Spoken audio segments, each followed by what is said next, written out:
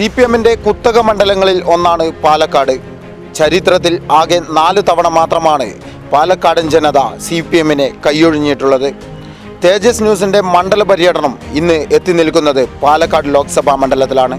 കോങ്ങാട്, മണ്ണാർക്കാട്, മലമ്പുഴ, പാലക്കാട്, ഒറ്റപ്പാലം, ഷൊർണൂർ, പട്ടാമ്പി നിയമസഭാ മണ്ഡലങ്ങൾ ഉൾപ്പെടുന്നതാണ് പാലക്കാട് ലോക്സഭാ മണ്ഡലം. ഇതിൽ കോങ്ങാട്, മലമ്പുഴ, ഒറ്റപ്പാലം, ഷൊർണൂർ, പട്ടാമ്പി മണ്ഡലങ്ങൾ LDFനൊപ്പമാണ്. മണ്ണാർക്കാട് മുസ്ലിം ലീഗും പാലക്കാട് കോൺഗ്രസുമാണ് കഴിഞ്ഞ നിയമസഭാ മണ്ഡലത്തിൽ വിജയിച്ചത്.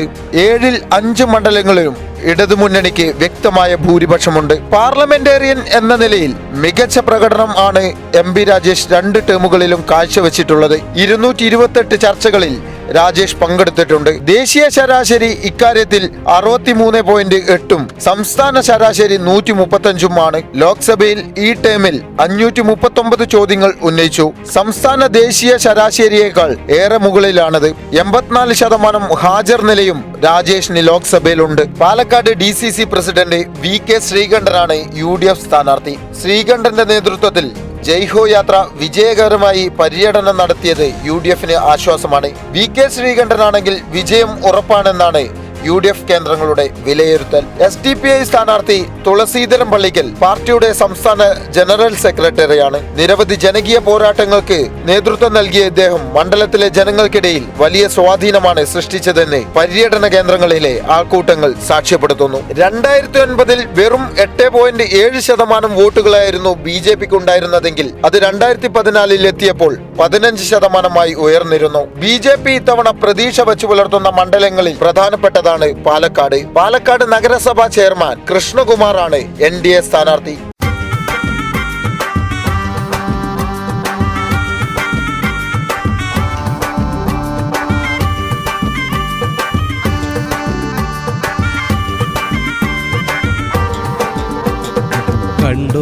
കണ്ടോളൂ നിങ്ങളും MP രാജേഷ് MP അവരെയും വോട്ടേകു നിങ്ങളും MP ആയി വീണ്ടും തിരഞ്ഞെടുക്കി വരെയും.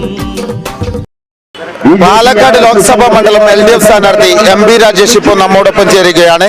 തേജസ് ന്യൂസിനോട് അദ്ദേഹത്തിന്റെ വിജയപ്രതീക്ഷയെ കുറിച്ചും അതുപോലെ തന്നെ നിലവിലെ രാഷ്ട്രീയ സ്ഥിതിഗതികളെ കുറിച്ചും അദ്ദേഹം നമ്മോട് സംസാരിക്കും. നല്ല വിജയമുണ്ടാവും LDFന്. വളരെ അനുകൂലമാണ്. രാഹുൽ ഗാന്ധി അടക്കമുള്ളവരുടെ സ്ഥാനാർത്ഥിത്വവും മറ്റും ഇവിടെയുള്ള മണ്ഡലത്തിനായിട്ട് BJP എതിരാളികളാണ്. ഇവിടെ മത്സരം LDFും UDFും തമ്മിലാണ്. രാഹുൽ ഗാന്ധി അവിടെ മത്സരിക്കുന്നുണ്ട്, ഒരുപാട് സ്ഥാനാർത്ഥികൾ മത്സരിക്കുന്നുണ്ട്. രാഹുൽ ഗാന്ധി മത്സരിക്കുന്നുണ്ട്, അദ്ദേഹത്തിന് മത്സരിക്കാനുള്ള അവകാശമുണ്ട്. അതും ഇവിടുത്തെ മത്സരം തമ്മിലൊന്നും ഒരു ബന്ധമില്ല.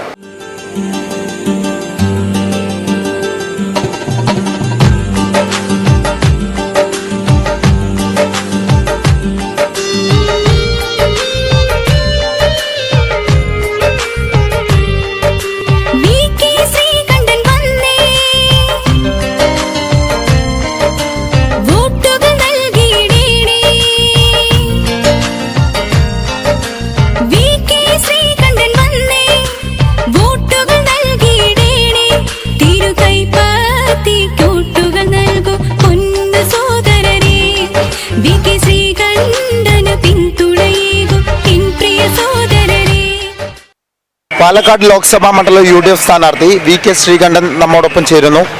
അദ്ദേഹം ഈ മണ്ഡലത്തിനകത്തുള്ള രാഷ്ട്രീയ സ്ഥിതിഗതികളെ കുറിച്ചും വിജയ സാധ്യതയെക്കുറിച്ചും നമുക്ക് ചോദിച്ചറിയാം. പാലക്കാട് നിയോജക മണ്ഡലം ഇത്തവണ ഐക്യ ജനാധിപത്യ മുന്നണി തിരിച്ചുപിടിക്കും. അതിശക്തമായിട്ടുള്ള മുന്നേറ്റമാണ് UDFന് അനുകൂലമായിട്ട് ഈ മണ്ഡലത്തിലുടനീളം കാണാൻ കഴിയുന്നത്. അതിന്റെ പ്രധാന കാരണം 5 വർഷക്കാലത്തെ നരേന്ദ്രമോദിയുടെ ഭരണം തന്നെയാണ്. ജനജീവിതം പൂർണ്ണമായും ദുസ്സഹമാക്കുകയും ജനങ്ങളെ ഏറെ ദുരിതത്തിലാക്കുകയും ചെയ്ത ഈ ഗവൺമെന്റിനെതിരായിട്ട് ശക്തമായ ജനവികാരമുണ്ട്. പാവപ്പെട്ട സാധാരണക്കാരായ ആളുകൾക്ക് ജീവിക്കാൻ കഴിയാത്ത അവസ്ഥയുണ്ട്. വിലക്കയറ്റം കൊണ്ടും തൊഴിലില്ലായ്മ കൊണ്ടും പട്ടിണിയിലേക്ക് രാജ്യം നീങ്ങുകയാണ്. അതിനിടയ്ക്കാണ് സാമുദായിക സംഘർഷങ്ങളും വർഗീയ കലാപങ്ങളും രാജ്യത്തെ ആകെ ഭീതിപ്പെടുത്തിക്കൊണ്ടിരിക്കുന്നു. അതുകൊണ്ട് ജനാധിപത്യം പുനഃസ്ഥാപിക്കണമെന്നും മതേതര ഇന്ത്യ നിലനിൽക്കണമെന്നും ആഗ്രഹിക്കുന്നവരാണ് കേരളത്തിൽ, പ്രത്യേകിച്ച് പാലക്കാടുള്ള ജനങ്ങൾ. അവരിത്തവണ ഇന്ത്യൻ നാഷണൽ കോൺഗ്രസ് മടങ്ങി വരണമെന്ന് ആത്മാർത്ഥമായി ആഗ്രഹിക്കുന്നു. അതുകൊണ്ട് നരേന്ദ്രമോദിയുടെ 5 വർഷത്തെ ഭരണം അവസാനിക്കണം, കോൺഗ്രസ് ഭരണം എന്ന് ആഗ്രഹിക്കുന്നതുകൊണ്ട് UDF പാലക്കാട് വലിയ മുന്നേറ്റം നടത്തും.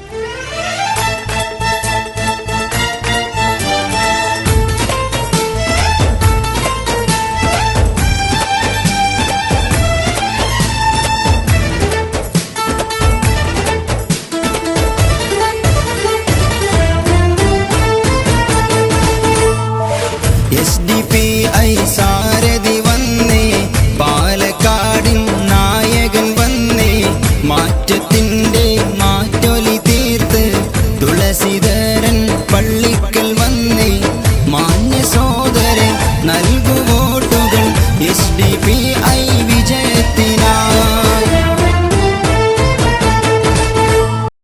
പിന്നോക്ക ജനവിഭാഗങ്ങളുടെ അവകാശ സംരക്ഷണ സമരങ്ങളിൽ സജീവ സാന്നിധ്യമാണ് തുളസീധരൻ പള്ളിക്കൽ.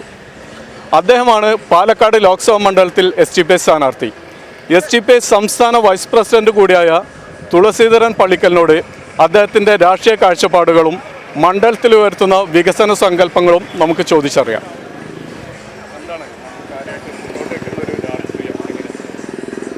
കേരളത്തിൽ ഞങ്ങൾ 10 മണ്ഡലങ്ങളിൽ മത്സരിക്കുന്നുണ്ട്. SDPI യഥാർത്ഥ ബദലിന് ജനങ്ങൾ വോട്ട് ചെയ്യുക എന്നതാണ് ഞങ്ങൾ മുന്നോട്ട് വെക്കുന്നത്. സാമ്പ്രദായിക പാർട്ടികളുടെ വ്യാജ പ്രചരണങ്ങളിൽ ഓരോ 5 വർഷം കൂടുമ്പോഴും ജനങ്ങളുടെ വോട്ടവകാശം അത് എങ്ങനെങ്കിലും വാങ്ങിക്കുക എന്നുള്ളതാണ്.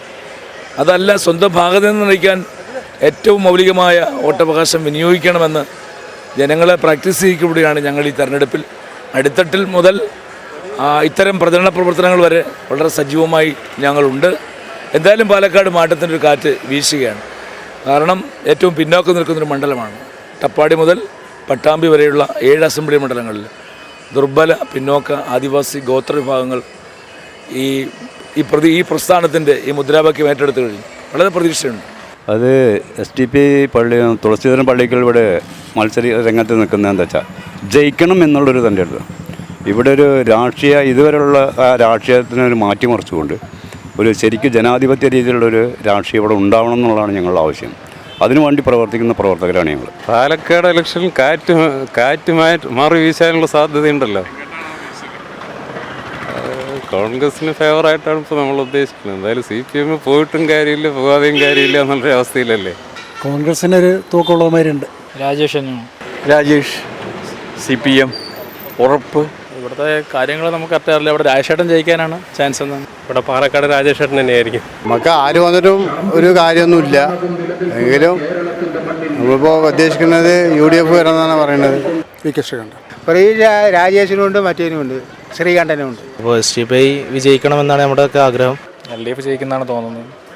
തീർച്ചയായും MB രാജേഷ് തന്നെയാണ്. കാരണം 10 വർഷമായിട്ട് പാലക്കാടിൻ്റെ വികസനത്തിന് ചുക്കാൻ പിടിക്കുന്ന അദ്ദേഹം തന്നെയാണ്.